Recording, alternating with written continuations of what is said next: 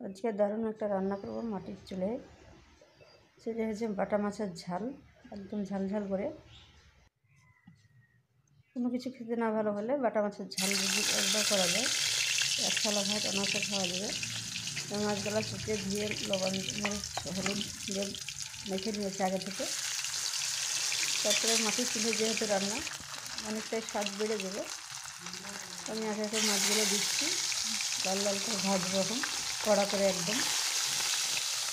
যত ভাজা ভালো হবে ততই খেতে টেস্টি। যেহেতু ছেলেগুলোকে খাবো, বড়োরা তো সব কিছু দিয়ে খেতে পারবে, কিন্তু ছেলেরা তো মাছ মাংস ছাড়া খাবে না। তো মাছগুলো আমি ভালো মতো মিশে করে একদম লাল লাল করে ভাজবো কড়া করে।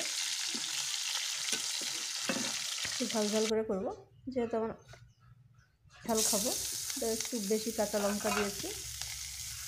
আর এদিকে একটা লাল লঙ্কার গুঁড়ো দিয়ে মাখানি ছিল মাছটা, তেজপাতা পেঁয়াজ কুচি, পরিমাণ মতন তেল বেশ খানিকটা। আর এদিকে তো মাছের তেল আছে, একদম জমে জমে ফুটে।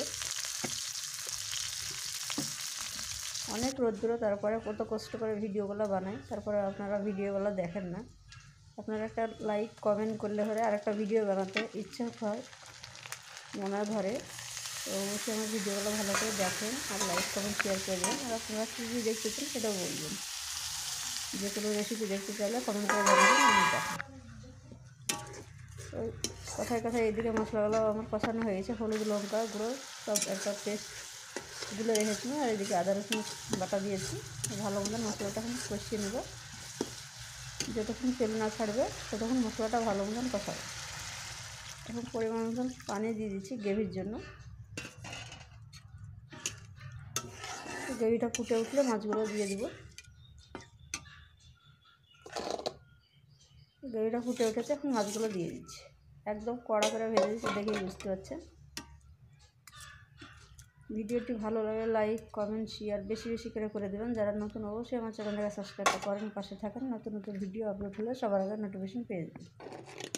আর সাবস্ক্রাইবটা না করে থাকলে তো আপনারা আমার ভিডিওটা দেখতে পাবেন না, তাই পাশে থাকেন। এত রোদ্দুরতে রান্না করা যাচ্ছে না, তারপরেও রান্নাগুলো করছি। আপনাদের ভালো লাগবে, আমারও ভালো লাগবে যে দেখেন তা। আল্লাহ হাফেজ।